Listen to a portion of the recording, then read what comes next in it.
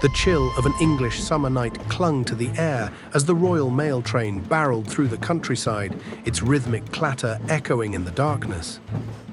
It was just after 3 a.m. on August 8, 1963, when a sudden flash of red pierced the night, a signal for the train to halt. But this was no ordinary stop. It was the beginning of a meticulously planned heist. The gang of 15 men, led by Bruce Reynolds, had spent months preparing for this moment. They knew the train's schedule by heart, and under the cover of darkness, they had rigged a fake signal light near Bridego Bridge in Ledburn. The engineer brought the train to a screeching halt, puzzled by the unexpected signal. As the train slowed, the robbers sprang into action. Dressed in dark clothing, they moved swiftly, their breath visible in the cool night air. Ronnie Biggs, one of the key members, approached the engine, joining the driver and his fireman. A brief scuffle ensued, but the robbers quickly subdued the train crew, replacing the driver with one of their own. Inside the train's high-value packages carriage lay their target, cash, jewels, and other valuables worth an estimated $2.6 million, a staggering amount at the time. With military-like precision, the gang unloaded the bounty, working in silence, their movements a choreographed dance of practiced efficiency. Minutes felt like hours as the robbers loaded their loot into waiting vehicles. The operation was smooth, almost seamless. By the time the first hints of dawn began to touch the horizon, the robbers had vanished, leaving behind a nation stunned by their audacity and the scale of their crime. Months before that fateful night, deep in the underbelly of London's criminal world, Bruce Reynolds, a man of charm and ambition, was already weaving the threads of a plan that would go down in history. Reynolds, a seasoned criminal with a penchant for grand schemes, had been inspired by successful heists of the past and the glamorized crimes of the silver screen. He envisioned something much bigger, a heist that would not only bring riches but also elevate him to legendary status among his peers. Reynolds began by assembling a team. It was a meticulous process, like casting for a complex play. Each member was chosen not just for their criminal prowess, but for their specific skills that would be crucial to the operation's success. There was Buster Edwards, known for his quick thinking and adaptability, and Charlie Wilson, the logistical genius who could orchestrate the movement of goods with the finesse of a seasoned conductor. The team also included Roy James, a fast-talking racing driver whose skills behind the wheel would be essential for their getaway. Reynolds would often gather his crew in dimly lit back rooms, poring over maps and timetables. He studied the schedule of the Royal Mail train and identified the precise location for the ambush. Every detail was scrutinized, from the timing of the train's journey to the positioning of each gang member during the operation. To Reynolds, the heist was more than just a criminal endeavor. It was an art form. The night of the robbery unfolded just as he had envisioned, an orchestration of skill and nerve that had been months in the making. Reynolds knew the risks, but he also knew the rewards. The audacious plan, carried out with precision, was now reality. In the quiet stillness of the pre-dawn hours on August 8, 1963, the Royal Mail train thundered through the English countryside. Its drivers, Jack Mills and David Whitby, were unaware of the shadowy figures lurking amidst the underbrush near the Bridego Bridge in Ledburn, Buckinghamshire. Clad in army surplus gear, Bruce Reynolds and his team were ready to execute their meticulously planned operation. As the train approached the bridge, a false signal activated by the gang brought it to an unexpected halt. The unsuspecting Mills climbed down from the cab to investigate, only to be met by the masked robbers. In a tense encounter, Mills was overpowered, sustaining a blow to the head that would leave him with long-term repercussions. With the driver subdued, the gang swiftly took control of the train. The plan was unfolding flawlessly, each member moving with purpose and discipline. They uncoupled the carriages, leaving behind those that were irrelevant to their mission. The target was clear, the high-value packages carriage crammed with used banknotes destined for destruction. With the train now redirected to a secluded spot under the bridge, the robbers set to work. Inside the carriage, the gang formed a human chain, passing sack after sack of cash along the line. $2.6 million vanished into their hands, a staggering sum, equivalent to over $50 million today. The entire operation, from the initial signal to the final heave of money-laden bags into their getaway vehicles, was over in under 30 minutes. As dawn broke, the gang melted away into the countryside, leaving little trace of their audacious act. The Great Train Robbery, as it would soon be known, had been executed with a precision that left the nation in shock and law enforcement agencies scrambling. For a brief moment, they had pulled off the perfect crime. In the pale light of the early morning, deep in the Buckinghamshire countryside, the robbers drove their vehicles along winding roads, eventually arriving at a secluded spot known as Leatherslade Farm. It was a modest, isolated farmhouse chosen for its remoteness and the privacy it afforded. Here, the gang believed they could disappear from the world, at least long enough to divide the spoils and plan their next moves. Inside the farmhouse, excitement mingled with tension as the robbers dumped the sacks of cash onto the wooden floors. Fingers trembled with anticipation as they began sorting and stacking the notes, their minds racing with thoughts of the fortunes now within their grasp.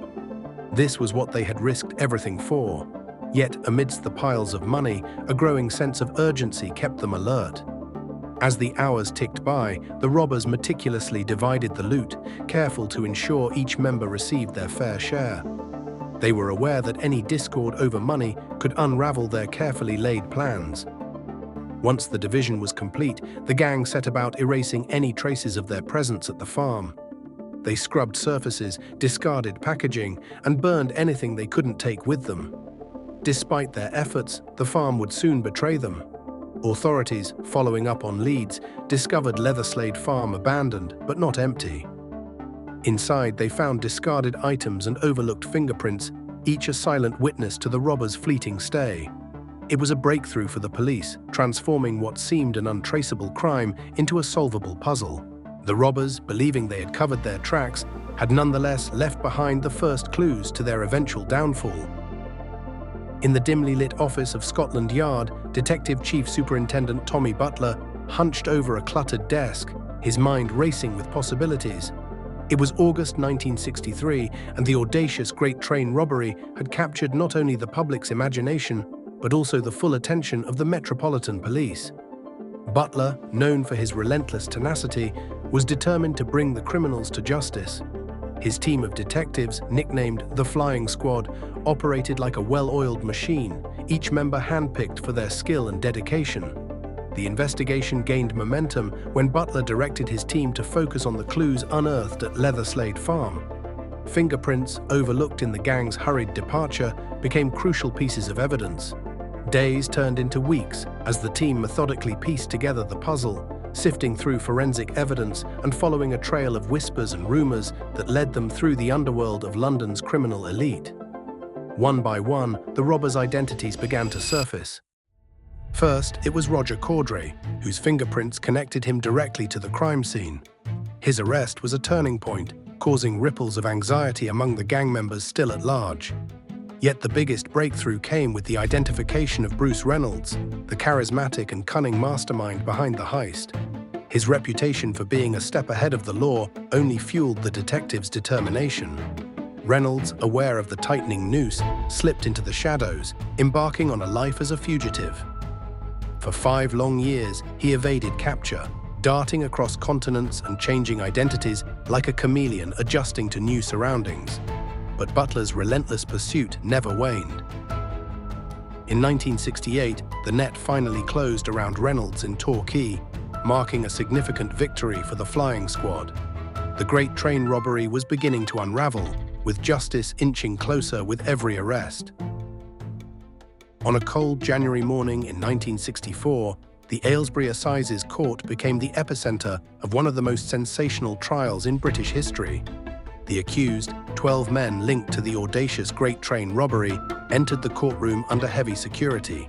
Each wore a facade of calm, but the gravity of their situation was undeniable. The nation watched eagerly as the trial unfolded, each day bringing new revelations about the meticulously planned heist that had captivated the public's imagination. Inside the courtroom, the prosecution laid out a compelling case.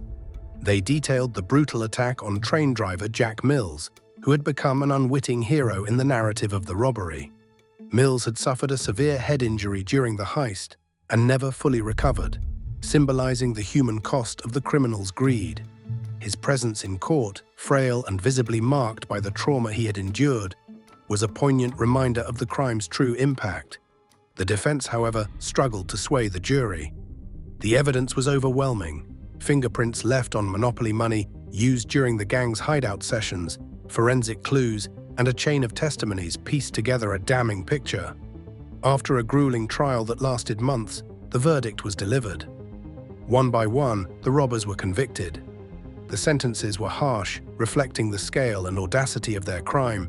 Each man received up to 30 years in prison. As the courtroom drama concluded, the robbers were led away, their fates sealed. Outside, the public grappled with a mix of satisfaction and unease. Justice, as it seemed, had been served. Yet questions lingered about those still at large and whether the full story had truly been told. The Great Train Robbery marked a defining moment in British criminal history, leaving a legacy that would endure for decades to come. In the years that followed, the Great Train Robbery etched itself into the cultural fabric of Britain. It was more than just a crime, it became a symbol of audacity and cunning. The robbers, once anonymous criminals, transformed into infamous figures, captivating the public's imagination. Their story was retold in countless books and films, each adding layers to its mythos, each exploring the shadowy line between heroism and villainy. For some, the tale of the robbery held a certain allure, a sense of rebellion against authority. It was romanticized, almost as if it were a grand adventure, yet beneath the glamour lay stark realities. The robbery was no victimless crime. The violent assault on the train driver, Jack Mills, left him with severe injuries from which he never fully recovered. His plight was a somber reminder of the human cost involved. As the years rolled on, the aftermath of the heist continued to unfold. Many of the robbers, once emboldened by their spoils, found themselves ensnared by the very life of crime they sought to exploit. Long prison sentences, constant fear of capture, and the relentless pursuit by law enforcement were their new realities. Some lived on the run, shadows of their former selves, constantly looking over their shoulders. The public fascination with the heist persisted, yet it also served as a cautionary tale. The Great Train Robbery, while celebrated in fiction, underscored the inevitable consequences of a life pursued on the wrong side of the law. It left a lasting impression, a testament to the complex interplay between crime and justice, allure and reality. And so, it remains a poignant reminder of how thin the veneer of legend can be when measured against the weight of truth.